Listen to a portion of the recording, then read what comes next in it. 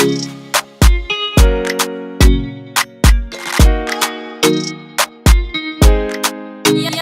guys, welcome to my YouTube channel. My name is Angie.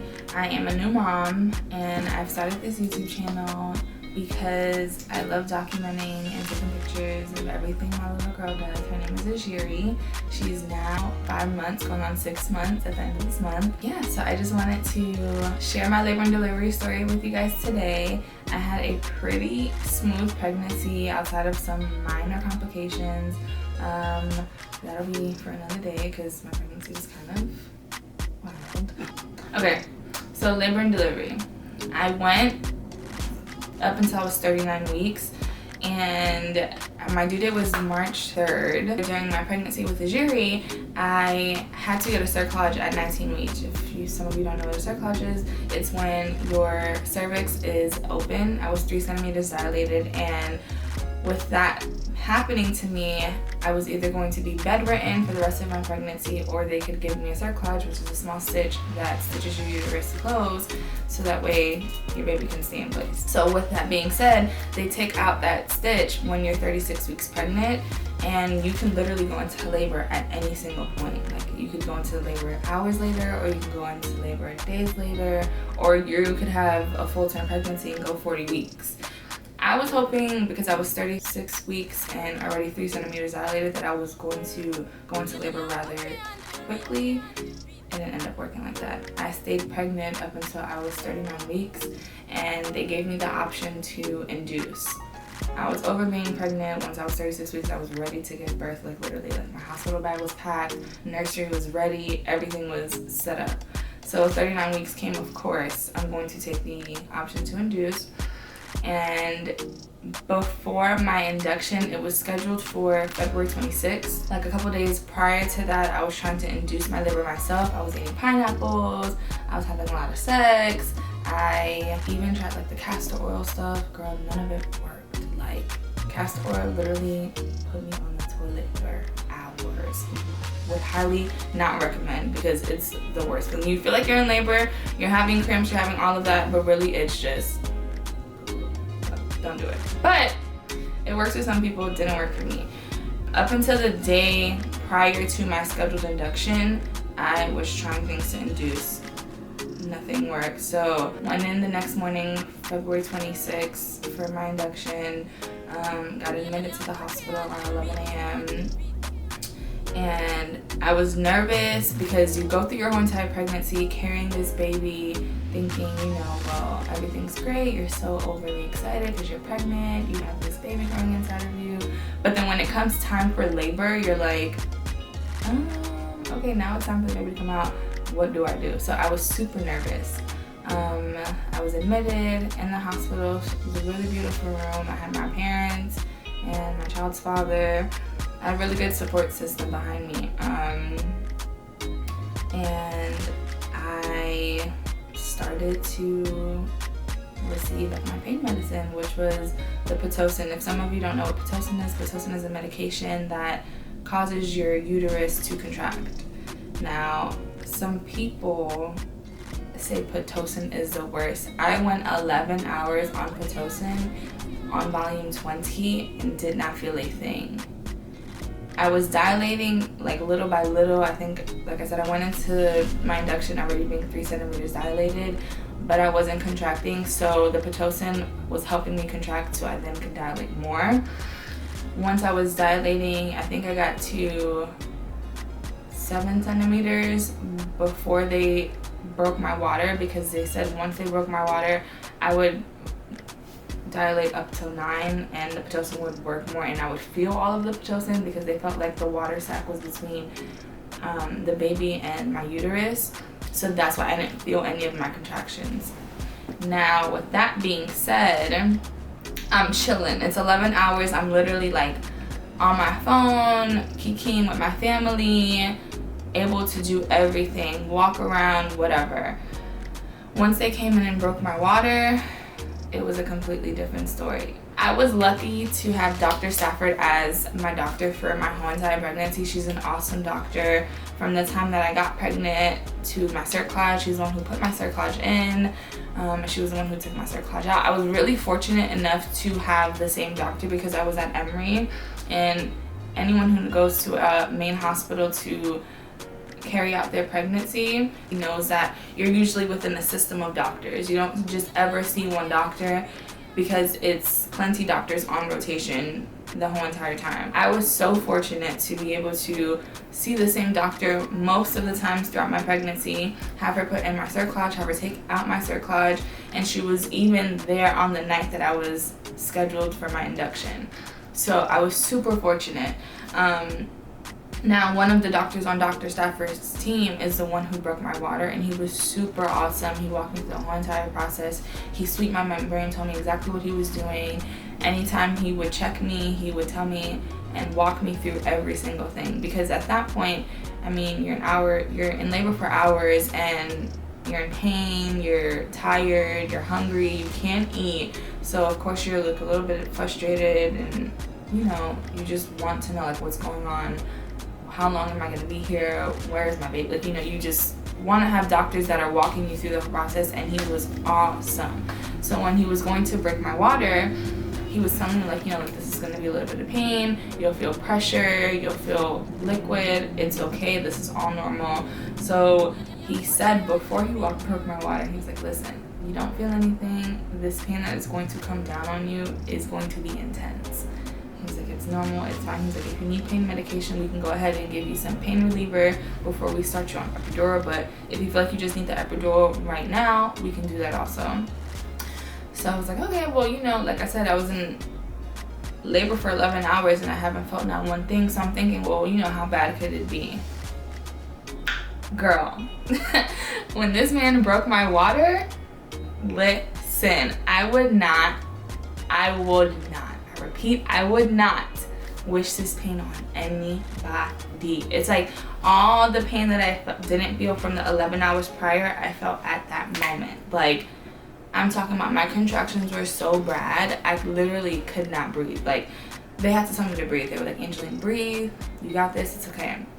So my water is broken at this point. I'm almost 8 centimeters dilated. My nurse comes in and she's like, hey, how you doing? Whatever. I'm like, you know, bro, this is intense. I need some pain medicine because I literally could not, like I was literally breathing.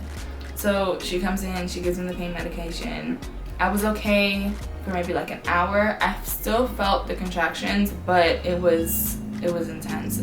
As like the pain medicine is wearing off, I called her and I was like, listen, like I need the epidural. I really didn't have a birth plan. I was just going with whatever came because you can't really like plan for those type of things. I really wanted like a natural birth, or I wanted a water birth before I got pregnant. But because I ended up with Emory Healthcare and I ended up loving my doctor, I kind of shied away from the water birth or the at-home birth, and I just figured, well, you know, if I can go and I can have a natural birth, cool, I'll do it. If I need the epidural, cool, I'll do it. The only thing I was scared of was a C-section, just because of like the scarring on your stomach. But whatever was best for my child is what I would have done. I wasn't against the epidural when it came down to it, and I was in so much pain, I just felt like I needed it because it was like instant pain. Like it wasn't like a gradual pain that was coming over me, it was instant. I literally felt like I was getting ran by a truck every time I had a contraction. So I called my nurse after maybe 30 minutes after having the pain medicine, and I told her, listen, I need the epidural. So she scheduled me to have the epidural. Anesthesiology came in and they made everyone leave the room so that that way they could administer my epidural. So he was telling me that I needed to sit up straight, come to the edge of the bed, and not move. So when he's administering my epidural, it's a very big needle, so if you move, I think it causes like you to be paralyzed from the waist down if you move, so it's like really imperative for you not to move. So I was really nervous about that because I was having contractions that were really intense. So I kind of just like held onto the side of the bed, trying my best not to move, and the epidural was administered. Now, after they give you your epidural, they're supposed to put a catheter in your bladder because you can't move. And the catheter, obviously allows you to use the restroom while you're numb and you can't walk to the bathroom. So as I'm laying down, now my nurse is going to put the catheter in my bladder. Now as she's having me lay down and she's touching my legs, she's like, okay, so now I'm just going to administer the catheter. I'm like, hey, I was like, do you realize that I do feel everything that you're doing? And I'm not supposed to feel anything because the epidural is supposed to numb you all the way down. And she was like, what do you mean you feel? I was like, every single thing, like the fact that you're touching like the side of my leg and everything, like I feel that. And she was like, you're not supposed to feel any of that. And I said, well, I do. And I don't feel like the epidural is kicking in because I still feel this contraction as well. And she was like, hold on, let me call anesthesiology because you're supposed to be numb. So she calls anesthesiology back. He's like, hey sweetheart, so are you still feeling contractions? Are you not, numb? And I'm like, no. So he goes, okay, let me call the head doctor of anesthesiology so they can come down and try to re-administer this epidural. And I'm like, wait, what? Why do you guys have to re-administer my epidural if you guys already gave me one? Like, does it not take time to, kick in? Like, what is going on? He was like, well, let me just call the doctor, hold on, and then they'll come and see what's going on. So they call the head doctor of anesthesiology. She comes down, she's checking the side of where my epidural was administered, and she then proceeds to tell me that the needle was administered into one of my blood vessels. So they had to take out the needle and re-administer it in between two blood vessels so that way the numbing could work from the epidural. So I have so many questions. At this point, I'm like super nervous. I've been in labor for hours and, I'm a Black woman giving birth to a child. So of course, I'm nervous and I'm asking questions. So I ask, is this gonna harm my baby? You guys have already given me one epidural. What does it mean if I get two? How does that affect my child? How does that affect my back? And he's like, it stands the same risk as the first epidural. Just because you're getting two, you'll have the same risk as the first. So you won't be at any higher of a chance of any more complications than you were with the first one. Because when you get one epidural, you're at risk for any type of complication, whether it be being paralyzed or whatever the case may be. All the same risks stand. So I was like, okay. I just called my mom and I was like, listen, this is what's going on. So God forbid something happens, you know that this is what happened. She then leaves the room. They administer the second epidural. And that's when I start to feel some relief. I'm not feeling as much pain. I'm able to get comfortable and try to sleep.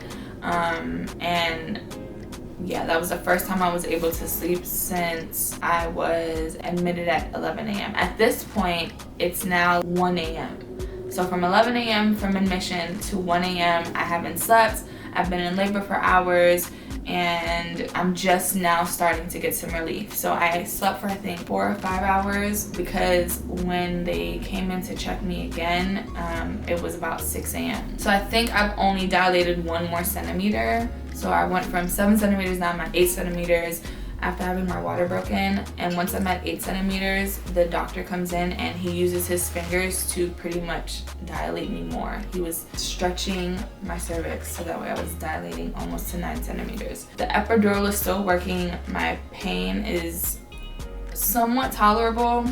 I just felt a lot of pressure. I felt a lot of pressure like in my lower area. Like I felt like I had to take a poop. And when I felt that way, I was like, I don't know if this is right because I should be numb. So if I feel like this pressure, is this okay? So I asked my nurse and she said yes. She said yes, the pain is normal, as the pressure is normal as long as you don't push. If you push, it's not good, so don't. And I was like, well, what if I have to push? She was like, if you have to push, calm, because it's 9 times out of 10 not a poop, it's your baby. You're feeling the pressure of having to push your baby. So I was like, okay. So I tried to sit for another maybe 15 minutes. And girl, when I tell you, I felt like I had to take the biggest dump. I was like, listen, I need you guys to come because I feel like I have to. Like, I feel like even if I don't push, it's gonna come out. So whatever it is that I'm feeling, you guys need to be here for it because I don't want to take any chances. So she was like, okay. So they checked me. I was about 9.5 centimeters out. She was like, well, yeah. She was like, you're ready to push. We're gonna do a practice push. So she was like, when you're pushing, you push down. You don't try to push out of your uterus. You want to push down as if you are taking a poop. So I was like, okay. So she was like, we're gonna do a practice push. They counted off. Once I did my practice push, they said that I did great and that I was ready to just continue to push. So we did our total round of 7 pushings, 3 seconds long, I think. I think it was like a countdown of 3, and I did that 7 times. On the 7th time, my baby girl came, although I got to like my 4th or 5th push and I felt like I literally could not do it, because you're literally pushing so hard that you feel like your brain vessel's about to pop. It was the most intense thing that I've ever done in my whole entire life. It's sad to say that, like, you know, you're doing something, you know, you're in labor, but you feel like you want to give up because you're trying so hard. You're literally pushing with every ounce of energy that you have in your body. You can't see what's going on. You're numb, so you really don't know like what you're doing, but they're just telling you to push, and 4th or 5th time, they don't know that, like, you know, you're about to give birth, but they keep trying to encourage you. But I really wanted to give up. Like, I couldn't breathe. I wanted to stop. My head was hurting. I was hungry. I felt so weak. But they kept trying. My child's father was on the side of me, and he kept saying, like, no, I see her. You can't stop pushing. What do you mean you want to stop pushing? I see her head. Don't stop pushing. So the 6th time, I guess she was almost out. So by the 7th push, she was here. She was crying. She was literally in my arms in a matter of seconds. We were doing skin to skin, and it was just the most euphoric feeling ever. You feel so blissful, you're so exhausted, you're so weak, you're so tired, but this tiny little human being on your chest makes it all worth it. And as we're doing skin to skin, of course, you know, you have to deliver your placenta. So you have to then push your placenta out. I did that with a jury on my chest. She ended up being 7 pounds and 10 ounces of greatness. She was, I think, 19 inches long. She's a super tall little baby, and she was so strong. She was holding onto Frank's finger. Frank is her dad. She was holding onto Frank's finger while being on my chest. Of course, you can't do anything but cry, because this is literally like one of the greatest accomplishments that you can have. And I've always dreamt of being a mom, so the fact that I was able to push my child out, carry her through 9 months, and finally have her on my chest, it was the best feeling ever. So fast forward like 10 or 15 minutes after giving birth, I've already delivered my placenta. They're now stitching me up because I ripped, I think I had the 3rd-degree tear. So they gave me like 7 stitches from tearing with Ajiri, and they're stitching me up. At this point, I feel really great. I'm like, I feel relieved. I'm not in so much pain. I think I'm still numb at this point because of the epidural, so I feel really good. And it's odd to say, but like a burst of energy kind of came over me once I had given birth and having Ajiri. I wasn't tired, I wasn't sleepy. I was really just hungry for the most part. I just wanted to eat, and I wanted to take pictures of her. So they're getting ready to transfer me from my labor and delivery room to the mommy unit. So once I'm being transferred to the mommy unit, my child's father and my parents decide that, you know, okay, we're going to go home, shower, because at this point it's been like almost 24 hours. So they're gonna go home and shower, get me some food, and come back. So the nurse is transferring to my mommy unit room, and my labor and delivery was in a total of 22 hours. It was 22 hours of laboring, and then it took me 21 minutes to push Ajiri out in 7 pushes. I'm being transferred to my mommy room. Once I get to my mommy room, it's just me and Ajiri. They come in, they check me in, they tell me like where everything is, where my extra sheets are, where the call button is, how to work the TV and the phone. They give me my menu for the food that I wanna order if I wanna eat from the hospital. And they let me know that, you know, if you feel up to walking, you can. If you wanna walk around, you can walk to the bathroom. If you need anything, just call. The nurse leaves. Once the nurse leaves, I'm literally staring at my baby. Like, I literally cannot take my eyes off of her. I'm trying to take pictures of her. She was on the bedside of me, and as I'm trying to take pictures, the angle wasn't good, so I tried to get up and move her crib to near the window so that way the lighting could be better, so I could take better pictures. And as I go to do that, I feel this rush of blood come over me. And of course, I just gave birth, so I'm thinking, okay, well, you know, it's just blood, like, you know, it's normal. So I proceed to take the pictures of Rajiri. The lighting is awesome, so I try to take the cute pictures. As I'm done taking the pictures, I put her back to my bedside, and once she's back to my bedside, I go into the bathroom to see if I need to change my pad. And when I go to do that, I see that I have a blood clot literally the size of a small cantaloupe. And my biggest fear before even being pregnant, before giving birth, before anything was hemorrhaging. Hemorrhaging was my number one fear. It's my number one fear because it kills so many women in during childbirth. Not just women, but Black women specifically, because Black women are the most ignored women in the hospital system.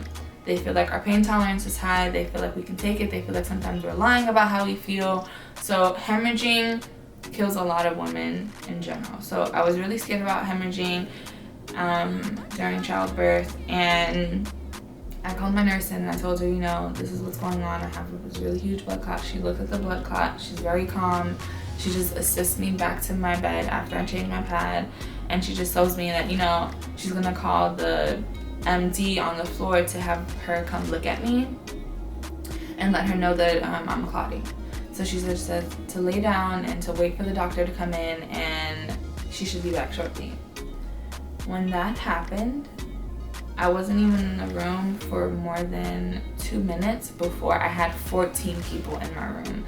I'm telling you, I had the main doctor, 2 other doctors, anesthesiology. I had the people with the crash cart come in. The crash cart is like where all the medications are for all different types of things. I had people from IV trying to come in, put another IV in my arm because of, I guess, the fact that I was hemorrhaging.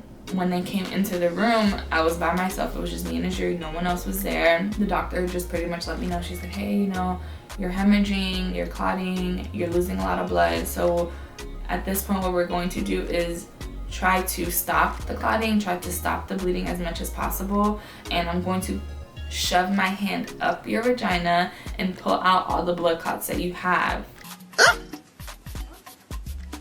Hey! To try to stop the bleeding. When I tell you that was close to childbirth, because she's literally putting her fist up my uterus that a baby just came out of, and she's trying to pull blood clots. She's literally pulling blood clots the size of balls. And I ended up losing 650 milliliters of blood. I'm just grateful that I had a team of doctors that were very attentive and very educated on how to stop the bleeding. They ended up giving me Pitocin again, so that way it can make my uterus contract. And when your uterus contracts, it stops the bleeding. So I got Pitocin. With Pitocin, I received 11 different other lists of medications that I don't really know. All I know is that it made me drowsy, gave me the runs, gave me more contractions, and they had to give me another IV to make sure that I was having enough fluid in my body because I'm losing all this blood. And yeah, it was just like a scene of Grey's Anatomy almost, like very much movie-like. And like I said, I'm just grateful. I'm grateful that they were attentive to me. I'm grateful that I was able to live through that, because some women don't make it out of hemorrhaging.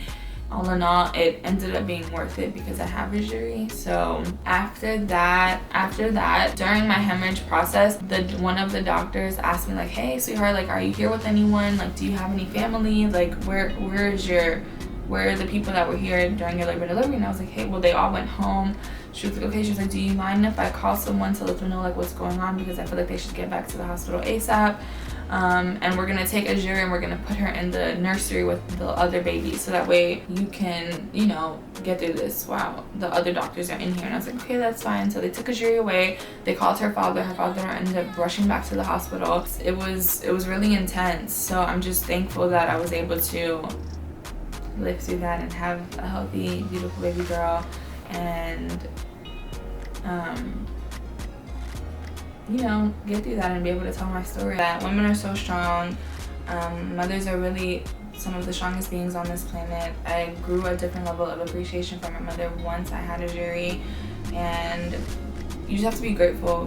Be grateful for your mothers, be grateful for your partners, be grateful for every single thing, because this process is very intense. Some people don't make it out, and babies are the most awesome thing. So I'm here to share my story with you guys, and I plan on sharing more stories. If you want to share your pregnancy experience, comment below. If you guys have anything that you guys want me to talk about, comment below as well. Don't forget to like and subscribe to my channel, where I'll be sharing more of my stories with you guys and taking you on this journey of motherhood.